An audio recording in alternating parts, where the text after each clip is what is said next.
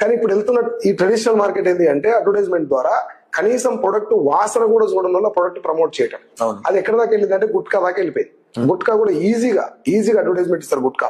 గుట్కా అంటేనే ఖచ్చితంగా అది చెడ్డ ప్రోడక్ట్ కదా, కానీ పెద్ద సెలబ్రిటీ చేతిలో పడటం వల్ల అది జనాలకి వెళ్ళిపోతుంది. ఎప్పుడు బయటపడుతుంది? దాని వల్ల ఎఫెక్ట్ అయినటువంటి ఒక 10 మంది 20 మంది ఎఫెక్ట్ అయిన తర్వాత బయటకు వచ్చేస్తుంది.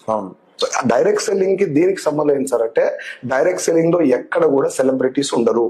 కంపెనీ ఓనరే కొన్ని ప్రొడక్ట్స్ మ్యానుఫ్యాక్చరింగ్ చేయించి తీసుకొచ్చి మన స్టోర్ లో అందుబాటులో. ఇప్పుడు వెస్టీజ్ విదేశం తీసుకోండి, మనం హైదరాబాద్ లో ఉండి మాట్లాడుతున్నాం కాబట్టి హైదరాబాద్ గురించి మాట్లాడదాం. హైదరాబాద్ లో మీరు ఎక్కడ నిలబడ్డా ఒక 8 కిలోమీటర్లకు స్టోర్ ఉంటుంది వెస్టీజ్ ది. అవును, మీరు ఎక్కడ నిలబడ్డా మీకు దగ్గరలో ఉన్నటువంటి స్టోర్ కి వెళ్ళి చూడొచ్చు, కనిపిస్తుంది మీకు. అయితే ఆ స్టోర్ లో కంపెనీ ప్రొడక్ట్స్ ఉంటాయి, వెస్టీజ్ సంబంధించి ప్రొడక్ట్స్ ఉంటాయి.